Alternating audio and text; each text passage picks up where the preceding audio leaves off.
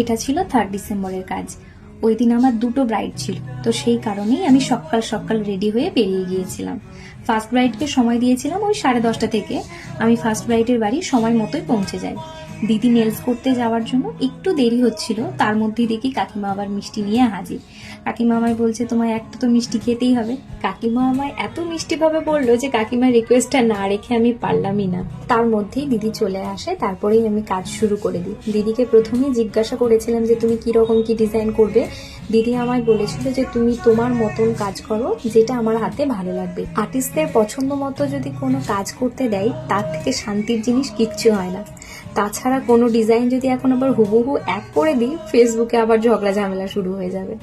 না, কোনো ডিজাইন যদি আবার দেখে দেখে করি, সেটা একটু টাইমও লাগে বেশি। তাই যদি পছন্দ মতো করতে দেয়, সেটা তো খুবই ভালো। আমার ফ্রন্ট সাইডের কাজ প্রায় কমপ্লিটের দিকেই। এরপরে আমি শুরু করে দিয়েছিলাম ব্যাক সাইডের কাজটা। ব্যাক সাইডের কাজটা আমি একটু মোটার মধ্যেই রেখেছিলাম, যেহেতু কালারের প্রবলেম হয়, কারণ অনেকেরই আছে ব্যাক সাইডে কালার আসে না।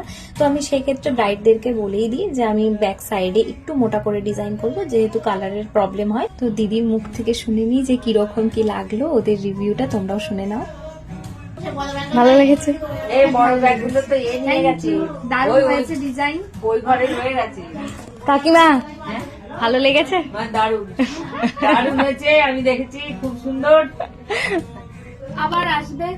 কাকিমাকে নিয়ে একটা কথা না বললেই হয় যে আমি কাকিমার বাড়িতে প্রথমবার গেছি, আমি সেটা মানে বুঝতেই পারলাম না কাকিমার যে এরকম ব্যবহার। তো ভীষণ ভালো ছিল কাকিমার ব্যবহার। আর তারপরে আমি বেরিয়ে গিয়েছিলাম ওদের বাড়ি থেকে আমার সেকেন্ড লোকেশনে। ওকে 3:30 থেকে টাইম দেওয়া ছিল। তো তারপরেই ব্রাইড বসতে একটু দেরি করে। ওদের বিহারিদের ব্রাইড ছিল সেকেন্ড ব্রাইডটা আমার। ওদের অনেক রিচুয়ালস ছিল, তো সেই কারণেই দেরি হয়। তো ওদের আগে আমি পায়ে মেহেন্দি পরবে বলেছিল, পায়ে মেহেন্দিটা শুরু করে দিয়েছিলাম। হাতের মেহেন্দি যখন শুরু করি তখন আমি ক্যামেরাটা বসিয়ে দিই ঠিকই, কিন্তু অন করিনি। এখন আমার এত আফসোস হচ্ছে।